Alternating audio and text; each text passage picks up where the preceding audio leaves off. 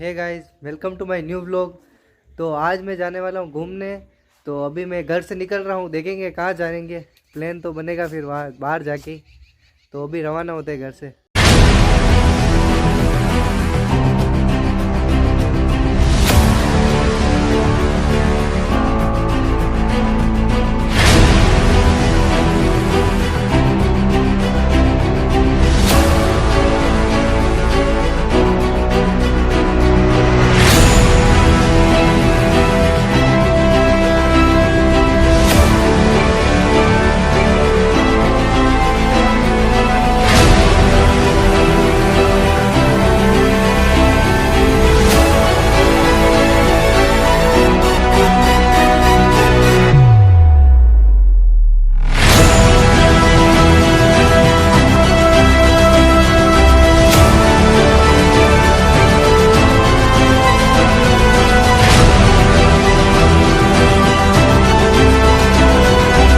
तो गाइज हम अभी हल्दी घाटी म्यूज़ियम आ चुके हैं और फिर इसके अंदर घूमेंगे, टिकट लेंगे। तो चलते हैं। और इस म्यूज़ियम में एंटर होते ही सबसे पहले यहाँ महामंगलेश्वर मंदिर आता है, महादेव जी का। और आप देख सकते हैं ये। और यहाँ से ही फिर महाराणा प्रताप दिखते हैं। और फिर ये एंट्री गेट है इसका, देख सकते हैं आप ये। और यहाँ से फिर अंदर जाते हैं। ये चेतक है और देख सकते हैं आप, व्यवस्थित इतना अच्छा सुंदर बना हुआ है। और वो सभी मूर्तियाँ बनी हुई है, मेटल की है शायद तक। और इधर भी बहुत शानदार है, कभी आप आइए, घूमिए यहाँ पे, बहुत ही अच्छा नज़ारा है, देख सकते हैं आप।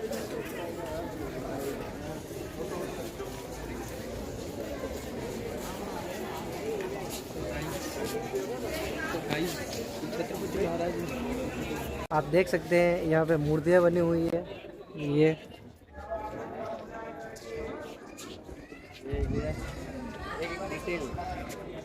राणा पुंजा, इसमें राणा पुंजा, ये राणा पुंजा थे। और ये महाराणा प्रताप चेतक पर बैठे हुए। ये पहले के ज़माने की तोपें पूरी लोहे की थी, भारी भी बहुत थी। जब इसको छोड़ा जाता था तब मतलब बहुत ही आवाज़ करता था ये। अंदर घुस रहे हैं।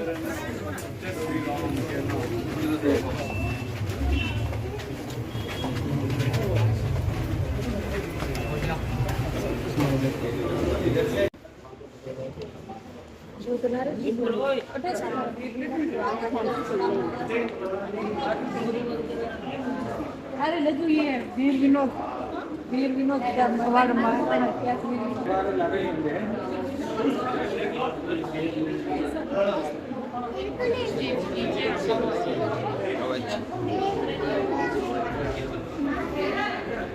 और ये कवच है, ये हथियार है, ये डाले हैं।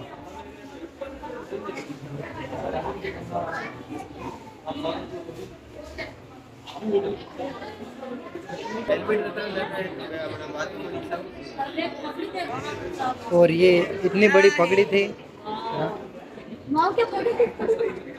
बात है। और ये महाराणा सांगा, ये महाराणा उदय सिंह थे।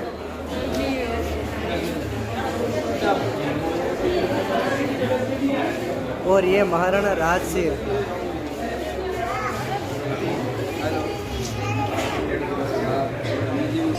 और ये मीराबाई। और अभी हम अंदर घुस रहे हैं।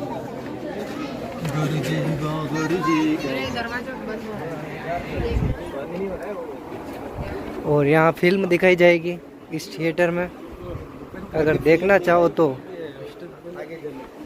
अभी हम थिएटर में आ चुके हैं और यहाँ फिल्म दिखाई जाएगी अभी महाराणा प्रताप के बारे में।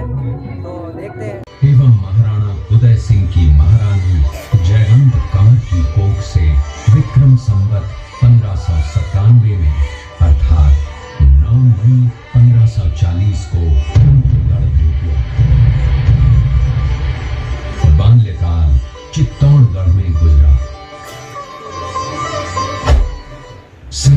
1567 में अकबर ने जब चित्तौड़गढ़ पर आक्रमण किया तो मेवाड़ के प्रमुख सरदारों और सेना नायकों के आग्रह पर महाराणा उदय सिंह ने चित्तौड़गढ़ छोड़ दिया। अपने देश, कुल, गौरव और मातृभूमि की मर्यादा के लिए प्राण न्यौछावर करने वाले योद्धाओं और ललनाओं से प्रताप ने न केवल सीख ली बल्कि ये घटना उनके जीवन का आधार बन गई। फरवरी 1572 को महाराणा उदय सिंह का देहांत हुआ। प्रताप की ज्येष्ठता और योग्यता को ध्यान में रखते हुए सरदारों ने उनको राजगद्दी पर आसीन किया। होली के दिन उनका गोगुंदा में राज तिलक हुआ। उस समय तक लगभग सभी राजाओं ने अकबर की अधीनता स्वीकार कर ली थी।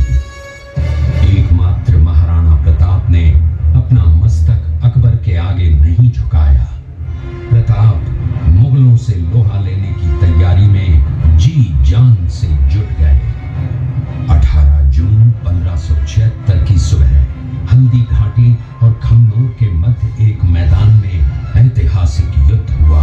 महाराणा प्रताप की सेना गोगुंदा से हल्दी घाटी पहुंची, जबकि सेनापति मानसिंह के नेतृत्व में मुगल सेना ने हल्दी घाटी के ठीक नीचे मैदान में अपना मोर्चा जमाया। मुगल सेना के हरावल दस्ते द्वारा घाटी में घुसपैठ करने के प्रयास की प्रतिक्रिया स्वरूप महाराणा प्रताप की सेना मुगलों पर टूट पड़ी। प्रताप के हरावल सैन्य दलों का नेतृत्व पठान हाकिम हासूल कर रहे थे। भीरू राणा, जो राणा पूंजा के नाम से भी जाने जाते हैं, उनके नेतृत्व में भील आदिवासियों ने गोरिल्ला पद्धति से युद्ध करते हुए मुगलों के छक्के छुड़ा दिए। देखते ही देखते शाही सेना में खलबली मच गई। रक्त तलाई, घोड़ों के टापों, हाथियों की चंगारों और तलवारों की झंकारों से गूंज उठी। चारों तरफ हाहाकार मच गया। युद्ध का घटनाक्रम अचानक उस समय बदल गया जब प्रताप ने अपने घोड़े चेतक को एड़ लगाकर मानसिंह के हाथी पर चढ़ा दिया और उस पर भाले से भरपूर वार किया। मानसिंह हौदे में दुबक गया। हाथी से उतरते समय चेतक की एक टांग कट गई। इस स्थिति को भांपकर महाराणा प्रताप के हमशक्ल सेनापति झालामान ने महाराणा प्रताप से आज्ञा लेकर उनका राज मुकुट धारण किया। मुगल सेना झालामान को महाराणा प्रताप समझकर उन पर टूट पड़ी और झालामान शहीद हो गए। उधर चेतक ने अपने स्वामी को 5 किलोमीटर तक 3 टांगों पर ही लेकर एक बरसाती नाले को पार किया। उसके पश्चात उसके प्राण पखेरु उड़ गए। इस युद्ध से महाराणा प्रताप के मन पर गहरा प्रभाव पड़ा। परिणाम स्वरूप उन्होंने मुगलों पर विजय प्राप्त करने तक राजसी ठाट बाट छोड़ने और पत्तों पर भोजन करने का प्रण लिया, जिसे उन्होंने जीवन भर निभाया।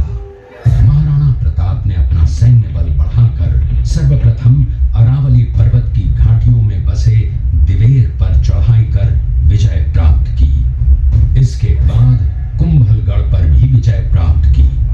सिर्फ चित्तौड़गढ़ को छोड़कर सारे मेवाड़ को अपने अधीन कर लिया। कालांतर में महाराणा ने चावंड में अपनी राजधानी स्थापित की।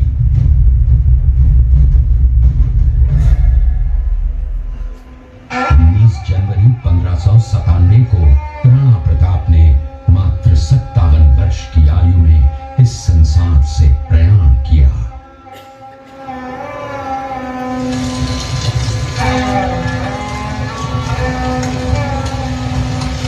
हमने देखा वो फिल्म के माध्यम से आपको बताया गया और अभी हम अंदर घुसे हैं और ये अंदर बहुत ही सुंदर नज़ारा है। अभी यहाँ पे लाइटिंग चालू होगी और फिर आपको बताऊंगा अभी क्या नज़ारा है यहाँ पे। घंटी चुनने के बाद महाराणा प्रताप अपनी प्रतिज्ञा का पालन करने के लिए वनवासी जीवन व्यतीत करने लगे। उनके पास पर्याप्त संपत्ति नहीं थी तो उनके वित्त मंत्री भामाशाह ने अपनी सारी सुख सुविधा को छोड़कर अपने राजा को स्वयं का धन 25 लाख रुपए व राजकोष में 20,000 अशर्फियां देश के लिए अर्पित की, जिससे महाराणा प्रताप ने 12 वर्षों तक अपनी सेना को संगठित किया, सैन्य शक्ति को बढ़ाया और मेवाड़ मातृभूमि को आजाद करवाया। कृपया अब आप सब आगे की तरफ देखिए। ये कुंभलगढ़ किला है। इस किले का प्राचीन नाम मच्छिंद्रगढ़ है।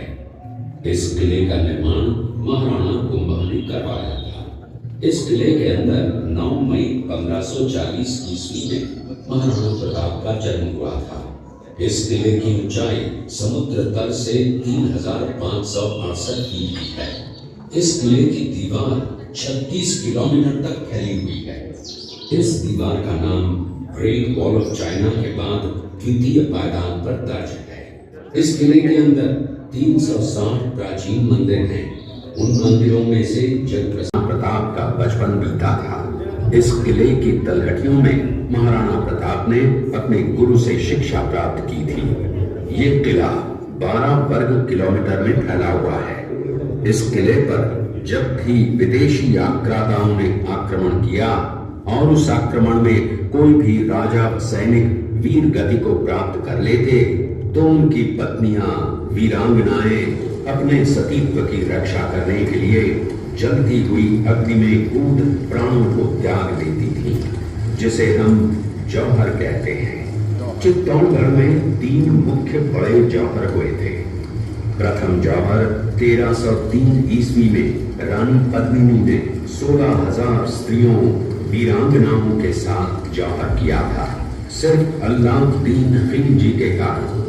दूसरा जौहर 1535 ईस्वी में गुजरात के शासक बहादुर शाह के आक्रमण के कारण रानी कर्मावती ने वीरांगनाओं के साथ किया।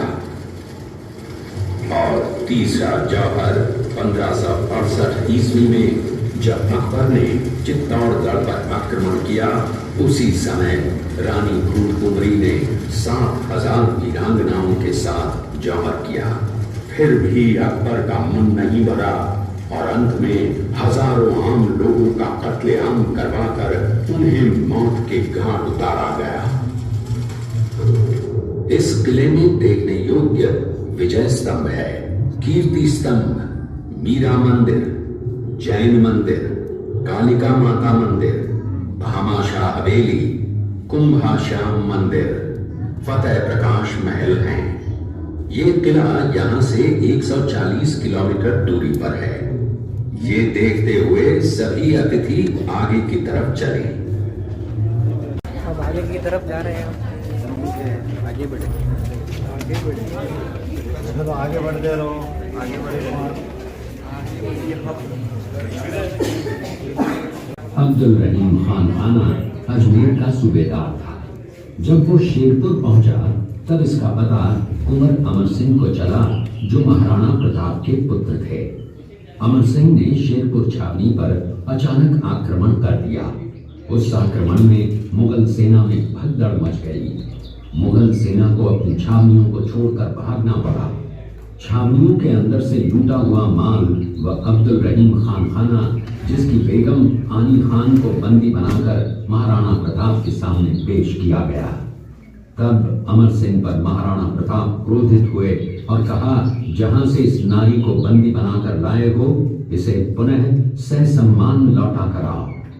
महाराणा प्रताप ने कहा, हमें नारी से कोई दुश्मनी नहीं है, हमें तो देश विद्रोहियों से दुश्मनी है, जिन्होंने चारों तरफ आतंक फैलाया है।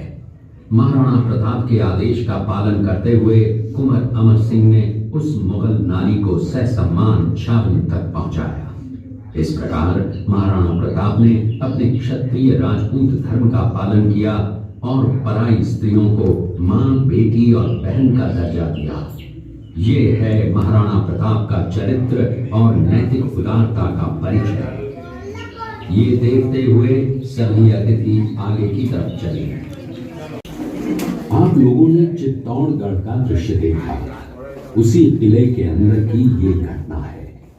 मेवाड़ की एक ऐसी मां थी जिसने अपने पुत्र का बलिदान देकर राजवंश की रक्षा की थी। उस मां का नाम पन्नाधाय था। पन्नाधाय जाति से गुर्जर थी। वो एक राजकुमार की धाई मां थी। दूसरी तरफ हाथ में तलवार लिए खड़ा ये बनवीर सिंह एक दासी पुत्र है। ये कुंवर उदय सिंह की हत्या करके मेवाड़ की राजगद्दी प्राप्त करना चाहता था। एक रात्रि बनवीर सिंह को मौका मिला।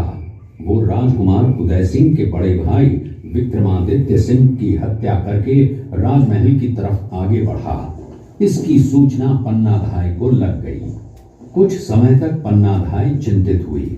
तभी पन्नाधाय ने अपने पुत्र चंदन को राजसी कपड़े पहनाकर पलंग पर सुला दिया और उदय सिंह को एक टोकरी के अंदर छिपाकर पत्तों से ढक के महल के बाहर निकालकर गुप्त रास्ते से कुंभलगढ़ भेज दिया।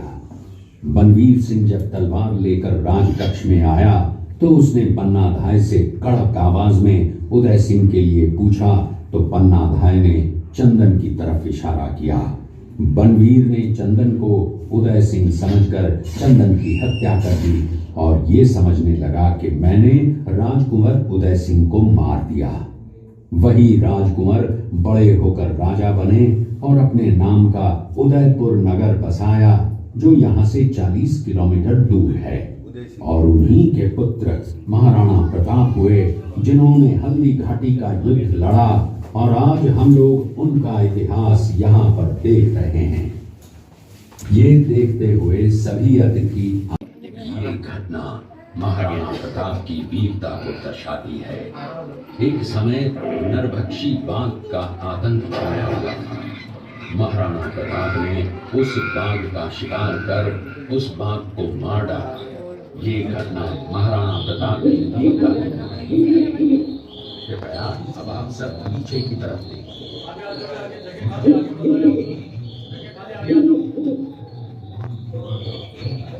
इस दृश्य में देखिए महाराणा प्रताप अपनी प्रतिज्ञा का पालन करते हुए। महाराणा प्रताप ने प्रतिज्ञा की थी कि जब तक अपनी मातृभूमि को शत्रुओं से मुक्त नहीं करा लेता तब तक न तो मैं महलों में रहूंगा, न किसी धातु के पात्र में भोजन करूंगा, न किसी गद्दी के बिछौने पर सोऊंगा। पत्ते ही भोजन के पात्र होंगे, जमीन ही बिछौना होगा। इस प्रतिज्ञा का पालन उन्होंने 21 वर्षों तक जंगलों में रहकर किया।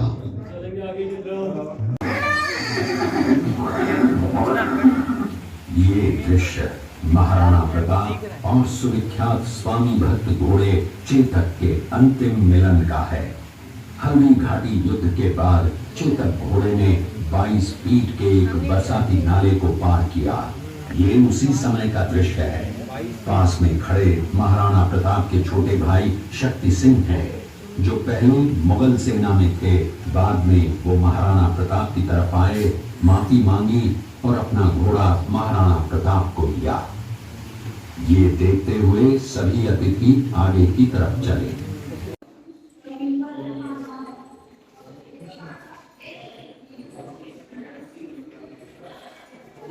प्रताप सिंह तेवर, शालीनवाह तंवर, महता रतनचंद, भवानी सिंह तंवर, बारहट केशव, बारहट जैसा सौदा, महता जयमल, रावत कृष्णदास चुंडा। तो अभी यहाँ पे बता रहे हैं इसका इंट्रोडक्शन। इसके अलावा गुलाब से शरबत बनता है, गुलकंद बनता है, गुलाब के फूल की पत्ती और मिश्री के साथ जो पेट की ठंडक के लिए खाते हैं। और भी प्रोडक्ट है सभी का फ्री है। म्यूजियम की तरफ से आप देखते जाएं, उसके बाद तो अभी हमने वो अंदर तो घूम ले, वो सब गाथा बताए महाराणा प्रताप की, और यहाँ घूमेंगे और देखेंगे बाहर सा कैसा नज़ारा है। वीरू जी, ये यहाँ पे भैरू जी और माता जी का कुछ है, लोक देवता राजस्थान के। ये कुआं आर्टिफिशियल कुआं बनाया हुआ है और यहाँ पे बहुत ही सुंदर नज़ारा। कैसा लग रहा है आप कमेंट करके ज़रूर बताना। ये राजस्थान का प्रसिद्ध लोक नाट्य गौरी गौरी के दृश्य है, लोक पात्र है ये।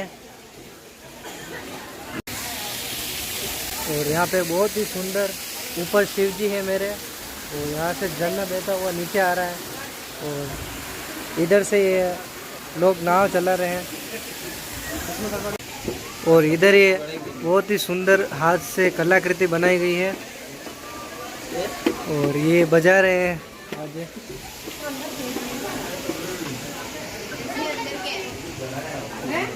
ये श्रीनाथ जी। और ये चड़स है, ये पहले के ज़माने में जब मोटरें और कुछ होता था नहीं था इलेक्ट्रॉनिक का, तो इस बेल के घुमाते थे और वो वहाँ से पानी निकलता था, उससे कुएं में होता था। ये बेल ही बेल जमा रखे आर्टिफिशियल। और ये एक और चड़स।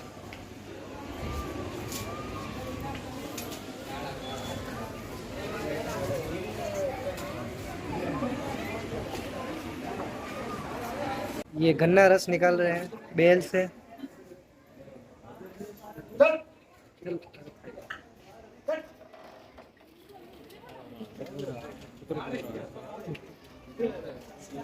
ये रस निकल रहा है इससे।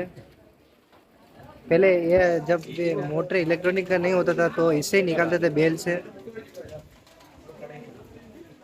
तो गाइस अभी हल्दी घाटी का पूरा म्यूजियम घूम चुका हूँ मैं, और अब वापस बाहर जा रहे हैं और अलग अलग जगह पे अभी जाएंगे। और अभी हम महाराणा प्रताप की मूर्ति देखने ऊपर जा रहे हैं।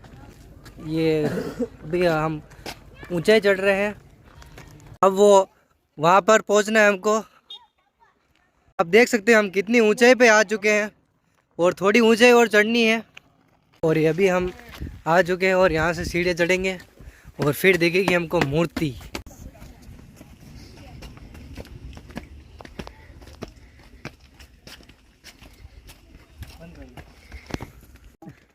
तो ये आ चुके हैं हम महाराणा प्रताप के यहाँ पे, चेतक पर बैठे हुए हैं महाराणा प्रताप।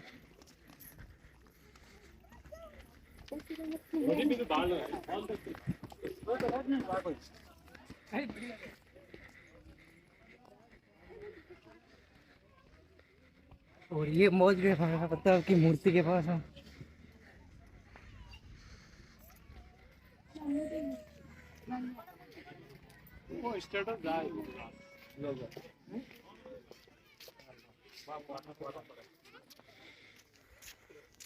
तो अभी हम पहुंच चुके हैं यहाँ पे सबसे टॉप पर, और यहाँ आपको पीछे मूर्ति दिख रही है ये, और यहाँ पे हमको आना था और ये मूर्ति देख ली है।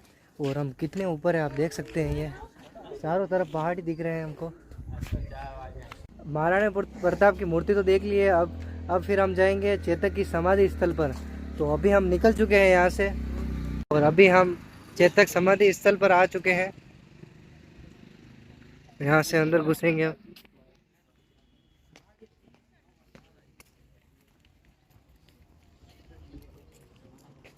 और यहाँ चेतक की समाधि दी हुई है।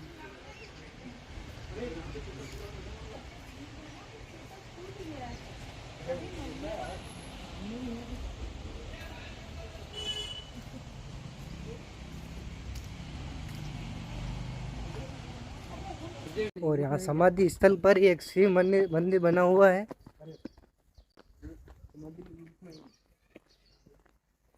बहुत ही सुंदर है यहाँ पे।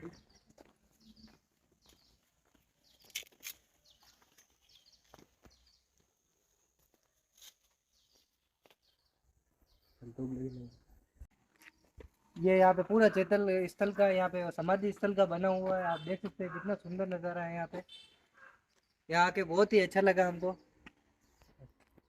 तो अभी वो समाधि चेतक समाधि स्थल से हम वापस यहाँ पे रक्त तले आए हैं, और रक्त तले में भी घूम के आते हैं कैसा है दृश्य देख के। चलो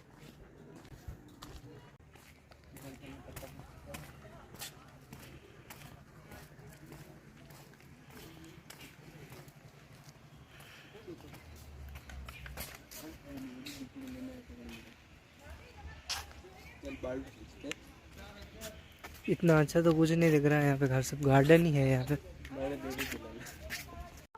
और ये घूम रहे हैं हमें रक्तलय में, बहुत बड़ी है यहाँ पे, बहुत जगह पे फैला हुआ है ये रक्तलय। और आगे भी है मस्त देखने लायक। रक्त तले अभी घूम चुके हैं, लेकिन यहाँ पे इतना देखने लायक कुछ है नहीं, तो हम यहाँ से वापस जा रहे हैं रिटर्न। और गाइस हम सुबह लगभग 11 बजे निकले थे और अभी रात के 6:30 बज गए हैं और अंधेरा भी काफ़ी है। अभी तक हम घर नहीं पहुँचे हैं, घर पहुँचेंगे लगभग 10-15 मिनट के बाद। तो गाइस अभी मैं घर पहुँच चुका हूँ